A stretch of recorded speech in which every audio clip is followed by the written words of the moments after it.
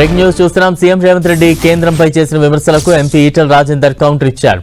తెలంగాణపై కేంద్రం వివక్ష చూపించడం లేదన్న ఈటెల కేటాయించిన దానికంటే ఎక్కువే ఇచ్చిందని తెలిపారు.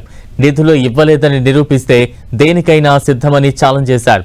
సచివాలయంలో సీఎస్తో భేటీ అయిన ఎంపీ ఈటెల మల్కాజ్గిరి పరిధిలో ఆర్ఓబీల అనుమతులపై చర్చించారు. మల్కాజ్గిరి పార్లమెంట్ పరిధిలో 23 చోట్ల రైల్వే అండర్ బ్రిడ్జిలు, ఓవర్ బ్రిడ్జిల నిర్మాణానికి నిధులు మంజూరు అయ్యాయన్న ఈటెల రాష్ట్ర ప్రభుత్వం తరపున కొన్ని అనుమతులు పెండింగ్లో ఉన్నాయని చెప్పారు. వీటి పరిష్కారం కోసం సీఎస్తో భేటీ అయినట్టు తెలిపారు.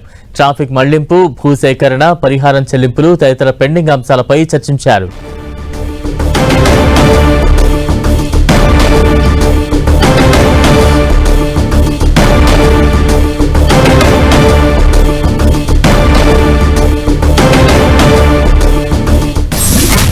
కేంద్రం ఎక్కడ కూడా వివక్ష లేదు. నేను ఒకటి ఛాలెంజ్ చేస్తా ఉన్నా. సిఎస్ఎస్ నేను మాజీ ఆర్థిక మంత్రిగా పనిచేసిన, నాకు తెలుసు కేంద్రం ఎట్లా ఉంటుంది, రాష్ట్రం ఎట్లా ఉంటుంది, డబ్బులు ఎట్లా వస్తాయి, కేంద్ర కాంట్రిబ్యూషన్ ఏంది, రాష్ట్ర కాంట్రిబ్యూషన్ ఏంది నాకు తెలుసు.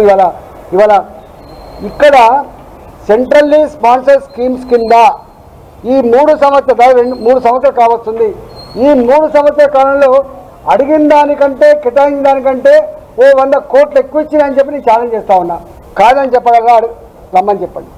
ఉత్తర బయట విమర్శించడానికి వాళ్ళ మీద వీళ్ళ మీద నెపనెట్టి తప్పించుకునే ప్రయత్నం చేస్తుంది తప్ప కేంద్రం ఎక్కడ కూడా వివక్ష ఉండదు.